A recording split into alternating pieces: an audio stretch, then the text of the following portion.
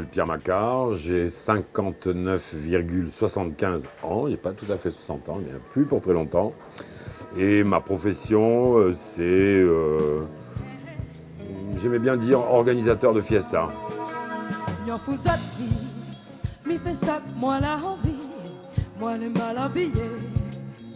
Toujours bien réveillé, sorti du sac cagnan. Le T-Burn, qui était le premier café-concert donc, que j'ai créé, il manquait un endroit stable, fixe, dans lequel les musiciens pourraient se produire régulièrement, comme il commençait à en exister pas mal en France. Et donc, il y a ce programme d'aide au café-musique qui a été mis en place à la fin des années 80 et qui, moi j'en ai profité, j'ai dit pourquoi pas à La Réunion puisqu'il n'y en a pas. Voilà, on est à une époque où le conservatoire de musique est naissant, au moment de la création du T-Bird, pratiquement simultanément d'ailleurs. Donc voilà, c'est un paysage musical très très loin de celui qu'on connaît aujourd'hui. Aucun lieu référencé qui diffuse de la musique, pas mal de groupes qui jouent dans des cabars, des choses comme ça. À partir de 83-84, il y a des groupes qui ont émergé et qui pour la première fois ont commencé à avoir vraiment de gros publics, de passer en radio, de vendre des cassettes, parce qu'à l'époque c'était encore les cassettes. Premier gros concert au Stade de l'Est où il y avait Baster, Osanou Sava, Ravan, des gens comme ça, Ziska Khan, qui avaient fait 5 ou 6 000 personnes payantes, ce qui était une incroyable nouveauté pour l'époque. Mon pays, bateau fou, Savannah et Malano. Au début 90, j'ai pris la décision d'ouvrir à tous les styles de musique. L'ouverture du T-Burn, où il y a eu 2 ou 3 000 personnes avec scène dedans, dehors. Il y a une ambiance assez euphorique au départ, parce que les musiciens ont enfin un lieu pour venir se produire. C'est des moments aussi assez dingues au moment des grands événements.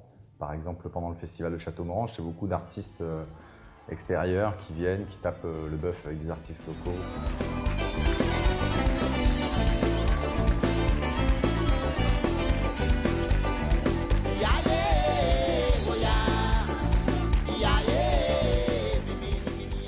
Le Bateau Fou, quand on y arrive, c'est un ancien cinéma pornographique. Je suis rentré dedans, j'ai dit, voilà, il faut venir ici. Pierre est sur une logique entrepreneuriale, donc il monte de toutes pièces le Bateau Fou à Saint-Pierre. Et le 15 septembre 95, ça a ouvert après un an de bataille. C'est parti rock'n'roll et ça allait rester. Avec aussi quand même comme objectif d'essayer de faire venir des gens de l'extérieur. Ça a commencé avec Trio, La Rue Quétane, puis les Watcha, les Mass Hysteria, tous ces gens-là.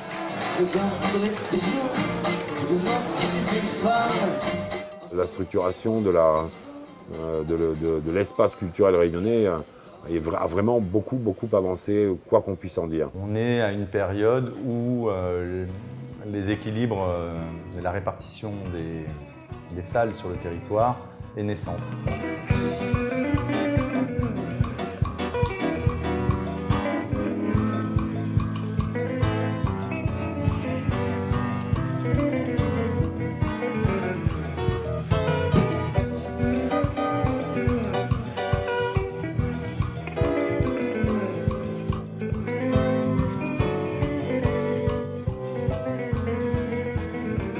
J'aurais tendance à dire que ce serait une bonne chose que Pierre Macquart puisse continuer le festival à Manapani, même si ça a l'air malheureusement mal embarqué.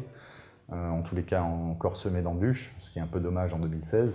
J'ouvrirai une salle à Saint-Pierre, il y en a une super, là, juste en face, qui n'est toujours pas ouverte et qui le mériterait. Il y a ça, et puis j'espère qu'on va sauver Manapani, parce que c'est pas sûr du tout. Donc ça fait déjà 2 petits vœux qui au moins permettraient de consolider ce qui existe ici.